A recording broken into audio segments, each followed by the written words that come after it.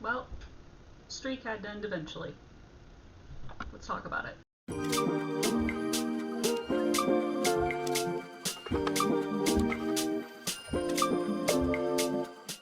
So, like a week or so ago, I put up a short saying how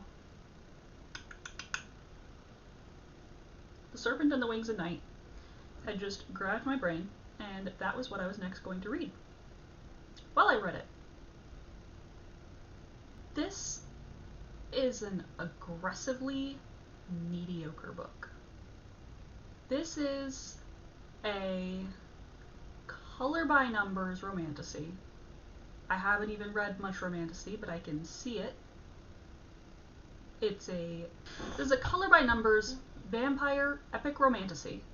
It's a color by numbers epic tournament saga story. It doesn't do anything, well, correction, it does one thing special, but I don't think that's enough to set it apart. And then it kind of unravels that thing that it did special with a really floppy ending. I don't mean floppy like it flopped.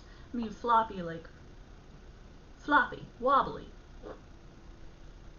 Floppy like it's not stable, it's not substantial, it doesn't do its job. Floppy like it's floppy. I enjoyed most of this book, and that ending is just such a letdown. This was never a great book. I enjoyed it, I read it, and I liked it, but it was never a great book. It was never a book that I was like, oh yes, this is the greatest thing. This ranks below 5 Broken Blades for me, like even before the ending. I gave 5 Broken Blades 3.5 stars. I said it was wildly entertaining and I really, really liked it, and I did, and I'm really, really looking forward to 4 Ruined Realms. This isn't as good as 5 Broken Blades. This isn't as entertaining as Fourth Wing. And this absolutely flubbed the ending, which 5 Broken Blades in particular absolutely nailed. The reason I'm comparing these is that Fourth Wing and 5 Broken Blades are both books that I consider entertaining more than I consider them good. I consider 5 Broken Blades and Fourth Wing to be really fun B-movie level quality. Now, I do not see a problem with a book being really fun B-movie level quality. B-movies exist and have fans for a reason. B-movies are fun. Campy horror flicks are fun. Your sappy Hallmark movies, people find them fun. The reason all of these things exist, your summer blockbusters, your B-movies, your campy horror, your sappy love stories, all these things, the reason all these things exist is that people have fun watching them. It is my opinion and my belief that books deserve to have the same type of genres. I don't think Fourth Wing and 5 Broken Blades are like high literature. I don't think they're the best things ever written. I think they're fun. I think they're entertaining. To sound a little bit aggressive, it's partly because I am aggressively disappointed at how The Serpent and the Wings of Night ended. Because this was going to be another 3 to 3.5 star book, and now it's 2.5. Maybe 2. I'm not even sure. It's somewhere in that range. It's somewhere in the mediocre to poor range. And it's probably 2.5. It is aggressively mediocre. Alright, normally I try doing like a spoiler-free section and then going into spoilers more deep, but I don't recommend this book, so we're going to skip the spoiler-free part. If you wanted the spoiler-free part, consider it to be all of my generic ranting up until now. Until the last 50 pages or so, I was really looking forward to the Ashes and the Star-Crossed King. Star-Cursed King? I don't remember. Star-Cursed King. It's not Star-Crossed, it's Star-Cursed, although Star-Crossed probably would have worked as well for the title. I was really looking forward to it. Until the last 50 pages, probably less, probably 40 pages. the deal. This is an epic fantasy about vampires. Makes no apologies for being an epic fantasy about vampires, and I would not ask for an apology, because you know what? Epic fantasy is fun, vampires are fun, put them together, let's have some fun! Our main character, our point of view character, her name is Oriya. She is a human raised by vampires, specifically a vampire. She was raised by the vampire king, the king of the House of Night specifically. She was raised by the king of the House of Night to always be on guard, always be fighting, always be on edge and ready to just throw down. She has a mantra early on. Fear is a collection of physical responses. She has trained herself to suppress any emotion that could make her vulnerable by suppressing the physical response that goes with it. When we first really get to see her, she is hunting down and killing a vampire who is stalking a human in the human district of the city. So here's the deal. I like that. I think that's pretty cool. I really like how she describes step by step how she hunts and kills a vampire in the first time that we're really getting to know her. This is what she does to blow off steam. This is what she does to try to make the world better. She goes and she hunts vampires who are hunting humans they're not supposed to hunt. Awesome. I'm here for it. A human girl, a human young woman who has been raised by a vampire, been taught to kill vampires, been trained to fight against vampires as more or less an equal. That's awesome. That's great. We should have more of that. This is a very, very good premise. The plot of the book revolves around the Kejari. The Kejari is a tournament held every couple hundred years. I just got called away and had to pause recording for like 5 minutes, and now I don't remember where I was, so hopefully this all lines up when I go back and edit it, for all the editing that I actually do. So every couple hundred years, there's a big tournament. You sign up by putting some of your blood, sacrificing a bit of your blood, and you go through a series of super deadly challenges. And the human is doing this so that she can be turned into a vampire without the 67% failure rate. Basically, 2 out of 3 turned vampires don't live. And my immediate thought was, are her odds in a vampire tournament really better than 33%? I didn't mind it though. The reason I didn't mind it is there is a difference between 33% that's a pure dice roll that you have no control over, and a 3%, but you're the one doing it. That didn't bother me too much. I figured, okay, it's a difference between leave it to chance or take fate into my own hands. I might have worse odds taking fate in my own hands, but it's up to me. Okay, I accept it. I move on. She goes through the tournament.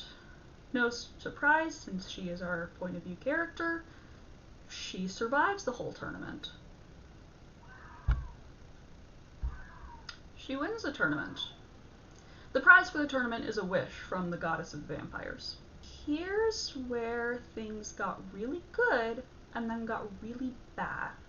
It got really good when she won the tournament, because by this point, spoiler alert, I know, it's a romantasy, who could have seen this coming, the other finalist, the person she had to kill to win the tournament, was by this point her lover.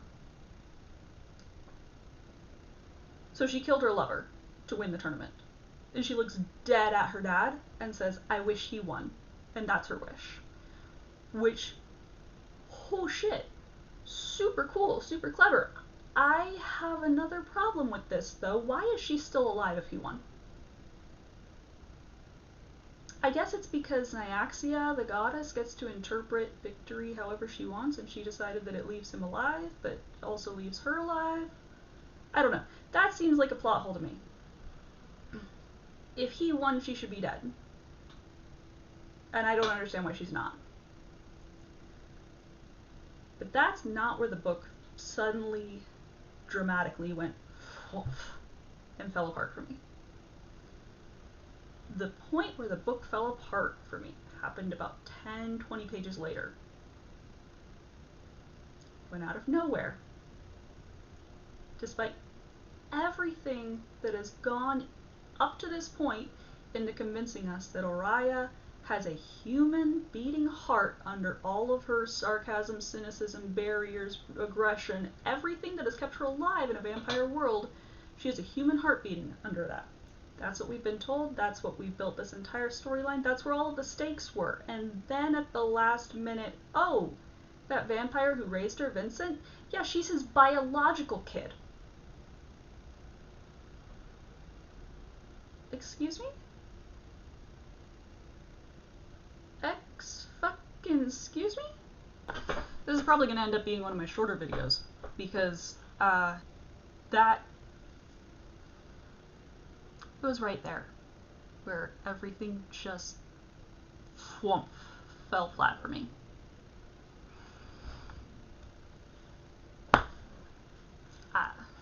Here's what we've been told up to this point. She can use magic, but there are humans who can use magic, so that doesn't tell us anything. Her magic that she uses is Nightfire, which is a gift specific to the House of Night. That doesn't tell us anything because it's granted by a literal goddess. Does it really matter at that point whether she's human or vampire? The goddess decided, you're a funny little human. Here, have some Nightfire that doesn't burn, just withers things. Even though later she clearly describes burns and blisters from it, but whatever. We're not even going to touch the inconsistencies in the world building and magic system right now, because I don't care. I stopped caring so much. I stopped caring about so much of this book when that happened. How did that happen? Good question. So, in the vampire lines, in the vampire lineages, there is a vampire somewhere who has an heir mark. Heir like inheritor, capital H, capital M.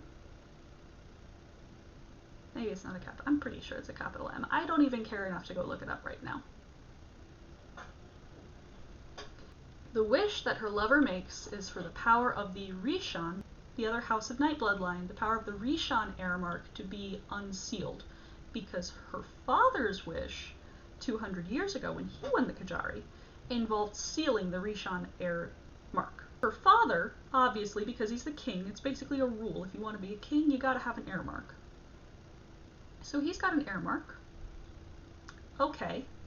And then she has an heir mark. And you know what I thought when that happened, when she developed an heir mark? I thought this is Nyaxia pulling some fuckery. I thought Vincent adopted her, this vampire adopted her, raised her as his own child. And Nyaxia looked at that and went, "You'll do." And I really was excited to see how a human with an heir mark would work. Within 10 pages, we're told, just kidding, Vincent's her biological dad. Oh, but he found her in the rubble of a collapsed building. Okay, but why was he there? Well, counterpoint, why did he blow up a building with his daughter in it? Why does she had siblings that she remembered. Are they just half-siblings? Are all of them half-siblings of all the others? Because that was never said. In order for this to be a thing that I buy into, I have to buy into her mother, a woman who all we know about this one, all we know about Oriya's human family is that she wants to go find if any of them are still alive. That's it. That's everything we know. Oh, and she had multiple siblings. That's it. She wants to go find if any of them are still alive. She had multiple siblings in her human family. So we know nothing about her mother. But now we have to assume and believe and accept that her mother was either unfaithful or was raped by Vincent. Neither of those things are things that I want to just casually throw into a backstory without exploring. I guess there's a tiny little... I can't even say that there's like the chance that it was a consensually open marriage, because realistically, how? There's no way. Her dad's a king. Editing Ray jumping in to say, oh yeah, I forgot, there's another reason that this doesn't make any sense. Vincent literally refers to humans as livestock. So, did he just go have a bit of bestiality? Is that what the fuck happened? This doesn't make any fucking sense! And what has this done? What effects does this have? Oh, retroactively, her lover says that her blood, yes, he drank her blood, yes, there was sex involved. He just says retroactively, oh, your blood tasted kind of different.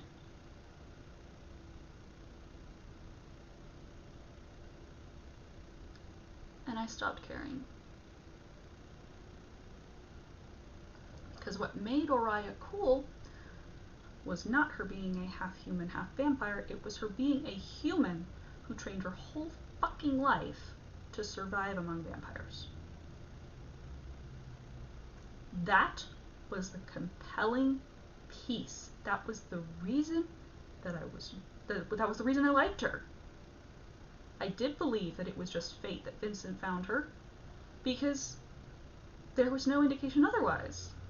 Every protagonist of every story has to have a certain amount of unlikely coincidence happen to them, otherwise they wouldn't have become a protagonist in a story. So we were given an entire book of lies. We weren't given foreshadowing. There weren't hints being dropped.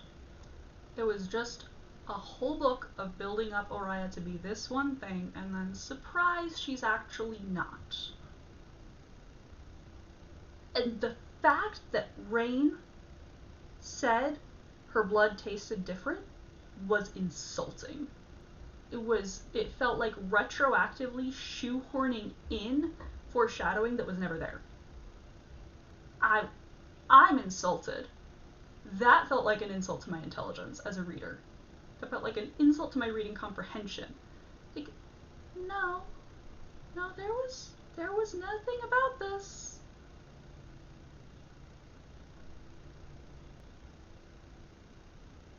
I don't have anything else to say about this book. That ending, a good ending can save a bad book. Well, a good ending can save a mediocre book. Bad book, I ain't getting to the ending anyway. A bad ending can tank a good book. Oh boy. Serpent and the Wings of Night, 2 stars. Maybe 2.5 because I do plan to read the second book eventually, and so it's got to have at least some level of compellingness, but honestly, if I had just read this on Kindle Unlimited and hadn't felt that pull and hadn't bought it, I probably wouldn't read book 2 ever. So 2 stars rounded down, I guess, somewhere between 2 and 2.49 stars. Rounds to 2 stars. That was such a bad ending. It was such a terrible ending.